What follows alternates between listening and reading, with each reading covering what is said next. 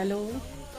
আজকে সত্যি খুব খুশির দিন, বা আমি বলবো খুশির রাত। আজকে ইন্ডিয়া জিতে গেল T20 world cup after 13 years.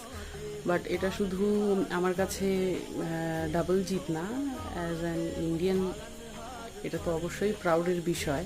But তার থেকেও যেটা আমি বেশি আমাকে যেটা আনন্দ দিয়েছে সেটা হলো গত 5 দিন থেকে একটা স্ট্রিট বেবি ওর ডান সাইডের চোয়ালে তাতে একটা বড় মাংসের হাড় আটকে গেছিলো। ও গত 5 দিন থেকে না জল খেতে পারছিল, না ভাত খেতে পারছিল, না বিস্কিট, ইভেন ও পুরো জটাই লক হয়ে গেছে, ও এরকম বন্ধ করতে পারছিল না।